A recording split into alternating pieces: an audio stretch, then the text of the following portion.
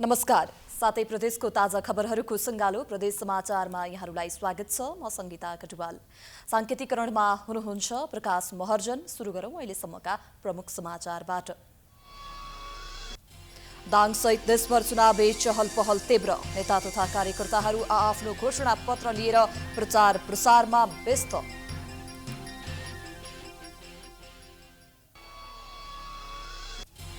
सत्ता गठबन्धनमा भागभण्डा नमिल्दा कञ्चनपुर लगायत अधिकांश जिल्लामा गठबन्धन भित्रबाटै स्वतन्त्र उम्मेदवारी। मतदाता अलमलमा। भरतपुरमा गठबन्धन बीच भागभण्डा नमिल्दा कंग्रेसबाटै बागी उम्मेद्वार बनेपछि चुनावी माहौल फरक मोडमा। प्रतिस्पर्धा रोचक र जटिल बन्दै। र पोखरा महानगरपालिकाको मेयर पदका लागि 29 चुनावको उम्मेदवारी दर्ता। प्रमुख दलका दुई सहकर्मी एक आपसमा भिड्दा निर्वाचन थप रोमाञ्चक बन्दै।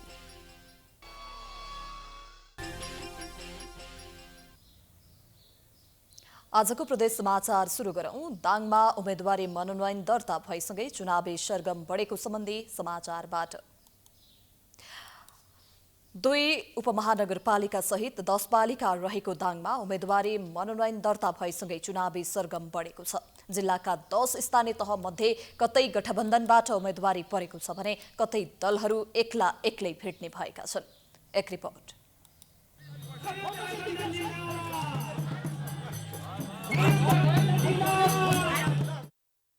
उम्मेदवारी दर्ता गराएसँगै दाङमा चुनावी सरगम बढेको छ। 2 उपमहानगरपालिका भएको एकमात्र जिल्ला भएका कारण पनि दाङको निर्वाचनलाई विशेष चासोको रूपमा हेरिएको छ। 2 उपमहानगरपालिकामा सत्ता गठबन्धनबाट साझा उम्मेद्वार बनेका छन् भने नेकपा एमाले पनि विगतको नतिजा दोहोर्याउने खेलमा रहेको छ।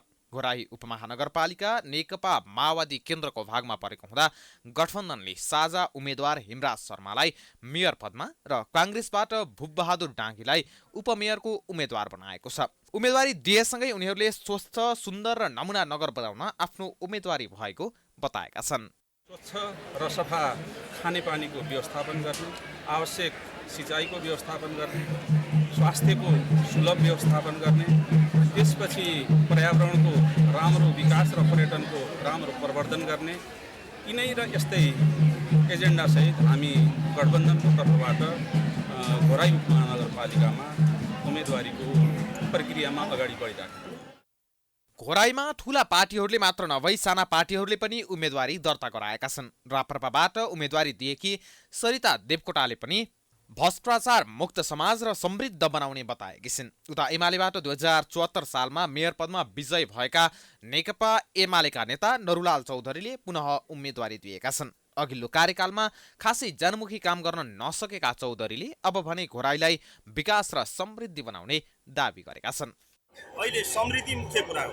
अहिले जनताहरूलाई हामीले सिकाउन छ र रोजगार सिर्जना गर्न छ, जसले गर्दाखेरि घोराईवासीहरूलाई कोही पनि मान्छे बेरोजगार छु भन्ने नहोस् र त्यसका लागि सिकाएर मान्छेहरूलाई रोजगारमा लैजानु हाम्रो मुख्य उद्देश्य रहन्छ र अहिले समृद्धि नै प्रमुख कुरा हो।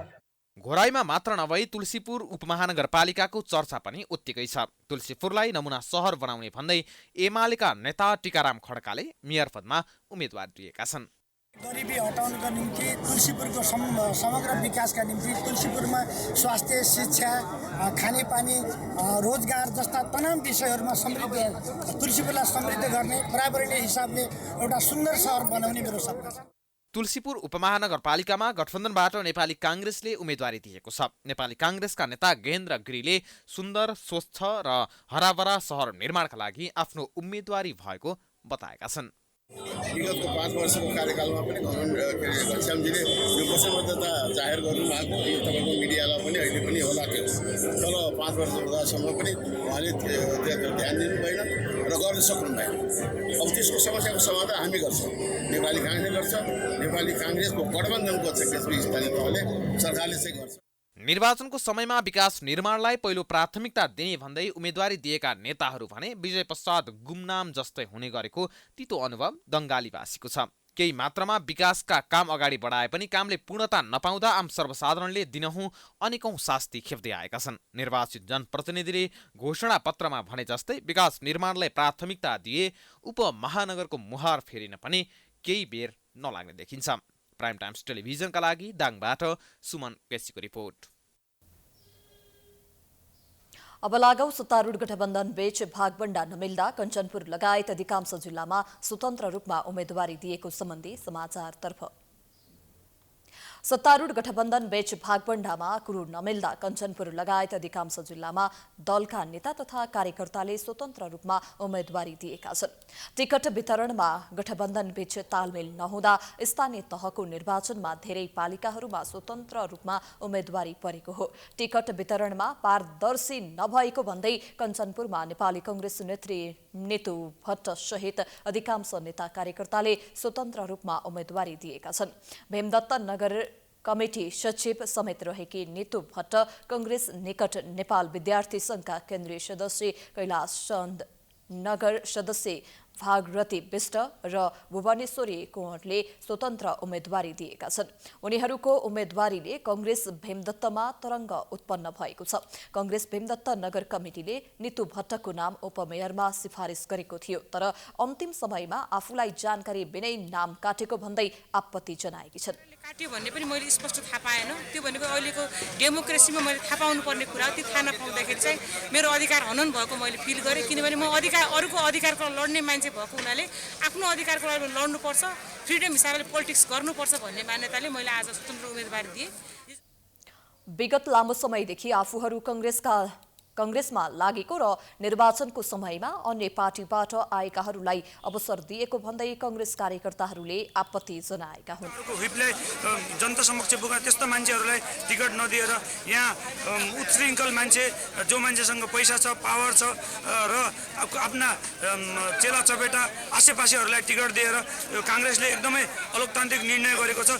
यसको म घोर विरोध गर्दछु। त्यही भएर मैले वडा नम्बर 4 यो भीमदत्त नगर 4 मा आफ्नो दावेदारी प्रस्तुत गरेको वडा अध्यक्षको लागि धन्यवाद। स्वतन्त्र उठ्नको कारण के भयो भने हामीले गरेका क्रियाकलापहरूलाई उनले नहेरिदिएको कारण र अनि त्यसपछि जो माओवादीबाट एमालेबाट आएका व्यक्तिहरूलाई उनीहरूलाई भित्र हालेर उनीहरू आशा मानेर हाम्रा गुरुपूर्वहरूले भनौँ न नदिन सक्दिनँ म, उहाँहरूले के गर्नुभयो भने उनलाई विश्वास मानेर उनीहरूको राम्रो काम देखेर हाम्रो काम देखेन।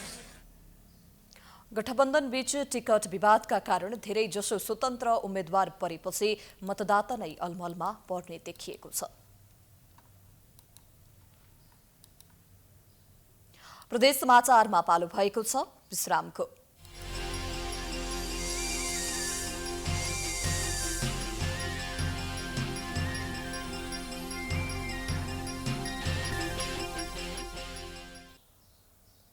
विश्रामपछि स्वागत छ। अब लागौं भरतपुरमा गठबन्धन बीच तालमेल नमिल्दा कांग्रेसबाट बागी उम्मेद्वार बनेको सम्बन्धी समाचारतर्फ।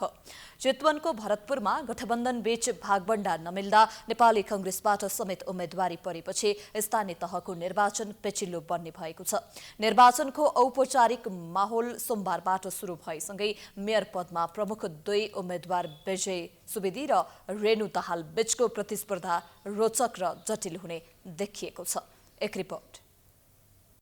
अघिल्लो पटकको निर्वाचनमा एमालेबाट उम्मेद्वार बनेका देवी गिवाली र कांग्रेस माओवादी केन्द्र गठबन्धनबाट उम्मेद्वार रहेकी रेणु दाहालका बीचमा भएको प्रतिस्पर्धाले साराको ध्यान खिचेको थियो।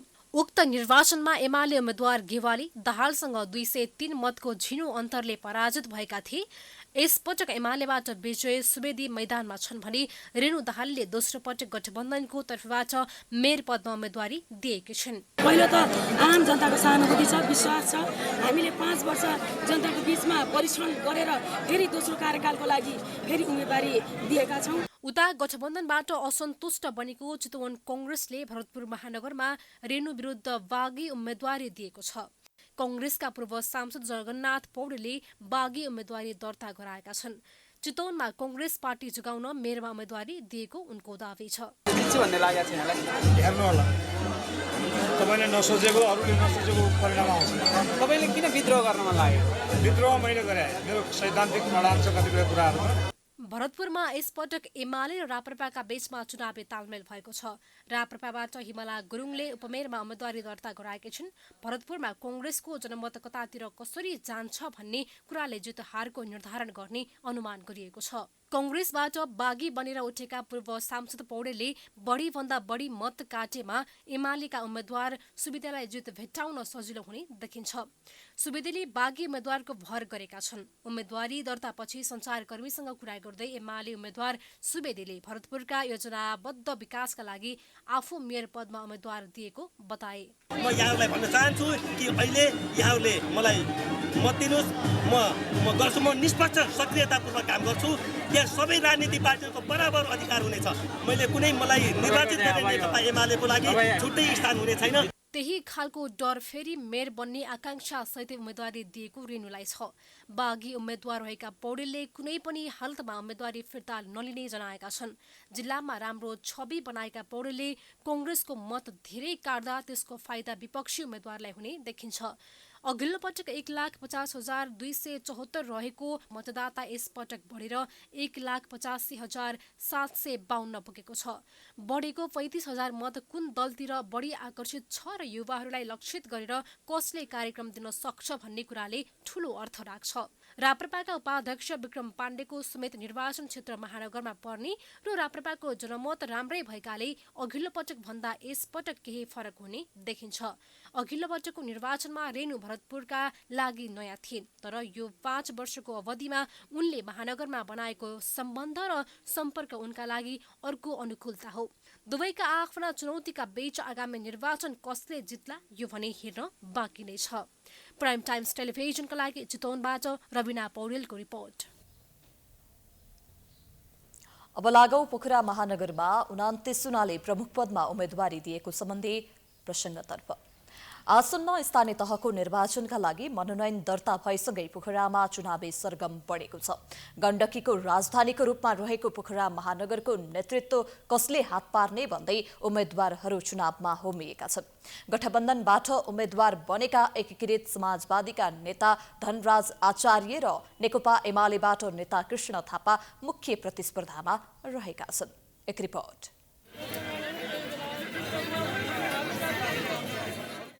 पोखरा महानगरपालिकाको मेयरमा 29 र उपमेयरमा 9 जनाको उम्मेदवारी मनोनयन दर्ता परेको छ। सत्तारूढ गठबन्धनको तर्फबाट नेकपा एकीकृत समाजवादीका नेता धनराज आचार्य र प्रमुख प्रतिपक्षी दल नेकपा एमाले तर्फबाट नेता कृष्ण थापा मुख्य प्रतिस्पर्धामा देखिन्छन्। दुवै उम्मेद्वारले आफूले जित्ने दावी गर्दै आएका छन्। उपमेयरमा एमाले पुनः मन्जु देवी गुरुङलाई उठाएको छ भने गठबन्धनबाट कांग्रेसले कोपिला राणा भाटलाई उम्मेदवारी बनाएको छ। पोखरामा संगठनात्मक रूपमा एमाले बलियो मानिन्छ, तर सत्ता गठबन्धनबाट आचार्य एक्लो उम्मेद्वार बनेपछि भने एमालेलाई चुनौती बढेको छ। चुनावमा स्वास्थ्य प्रतिस्पर्धा गर्ने बताउँदै मेयरमा आफ्नो जित सुनिश्चित रहेको एमालेका उम्मेद्वार कृष्ण थापाको दावी छ। पनि आरोप प्रत्यारोपमा हामी उत्रेनौँ। हाम्रो पार्टी र हामी सबै यति स्वच्छ एउटा लोकतान्त्रिक प्रजातान्त्रिक हामी त्यो संस्कारले युक्त चाहिँ छौँ। हामी स्वस्थ प्रतिस्पर्धा गर्छौँ। जब त्यो प्रतिस्पर्धा सकिन्छ, हामीले हिजो पनि गऱ्यौँ। हिजोको तपाईँहरूलाई सम्झना छ होला, 74को चुनावमा पनि हामीले स्वस्थ प्रतिस्पर्धा गऱ्यौँ, तर पछि हामी चाहिँ चुनाव भाग्यौँ र 2/3 हामीले चाहिँ ल्यायौँ। अहिले पनि हाम्रो नतिजा त्यही नै हुन्छ। यता कृष्णका प्रतिस्पर्धी धनराज उनका पूर्व सहयात्री हुन्। 2039 सालदेखि राजनीति सुरु गरेका धनराज 2060 सालमा एमाले कास्की उद्योग व्यवसाय विभाग प्रमुख भएर काम गरेका थिए। राजनीतिसँगै व्यावसायिक जीवनमा गति लिएका धनराज एमाले भित्रको विवाद चुलिएपछि माधव नेपाल पक्षमा आएका हुन्। उनी समाजवादीको जिल्ला अध्यक्ष पनि हुन्। एमाले आफ्नो जित सुनिश्चित भएको दावी गरिरहँदा धनराजले 18,000 मतान्तरले प्रमुखमा जित निकाल्ने दावी गरेका छन्। हामी दुईजना बाहेक कोही पनि उम्मेदवार छैन। यो नै सबैभन्दा ठुलो आधार हो। 5 दलका जो राजनीतिक कार्यकर्ता हुनुहुन्छ, सदस्य हुनुहुन्छ, शुभेच्छुक हुनुहुन्छ, जनता हुनुहुन्छ, उहाँहरूले मतदान गर्ने 2 जना पात्र हो। हामी 2 जना छौँ भनिसके पछाडि त अर्को विकल्पको कुरा सोच्नुपर्ने कुरै भएन। तर लोकल स्तरमा चाहिँ कुनै कुनै वडाहरूमा त्यस्तो भयो भने रोजेर मतदान गर्नुहुन्छ, त्यो वडामै सीमित रह्यो। महानगरको स्तरमा चाहिँ महानगरको प्रमुख र उपप्रमुखमा त गठबन्धनमा कुनै पनि केही आएको छैन, आउँदा पनि आउँदैन। पोखरामा 2,07,712 मतदाता रहेका छन्। विगतको इतिहासहरू हेर्दा पोखरा महानगरमा 70% मत खसेको देखिन्छ। यदि यसपालि पनि 70% को हारहारीमा मत खसेमा जित्ने उम्मेद्वारले करिब 75,000 देखि 80,000 मत ल्याउनु पर्ने देखिन्छ। गठबन्धनको ठूलो दल नेपाली कांग्रेसले निर्णयबाट रुष्ट हुँदै कांग्रेस नेताले नै बागी उम्मेद्वारी दिएका छन्। गठबन्धनबाट बागी उम्मेद्वार भएको खण्डमा मेयर पदमा जित्न आचार्यलाई कठिन हुने देखिन्छ। उता दल फुटेर कमजोर बनेको एमालेलाई पुनः जित्न भने सहज देखिँदैन। प्राइम टाइम्स टेलिभिजनका लागि पोखराबाट अनिता घिमिरेको रिपोर्ट। हामी प्रदेश समाचारको अन्त्यमा आइपुगेका छौं। जाँदा जाँदै प्रमुख समाचार पुनः एकपटक। दाङ सहित देशभर चुनावी चहल पहल तीव्र। नेता तथा कार्यकर्ताहरू आफ्नो घोषणा पत्र लिएर प्रचार प्रसारमा व्यस्त।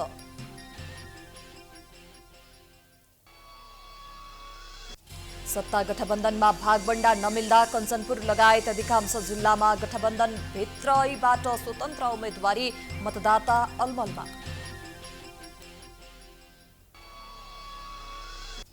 भरतपुरमा गठबन्धन बीच भागबण्डा नमिल्दा कांग्रेसबाटै बागी उम्मेद्वार बनेपछि चुनावी माहौल फरक मोडमा। प्रतिस्पर्धा रोचक र जटिल बन्दै।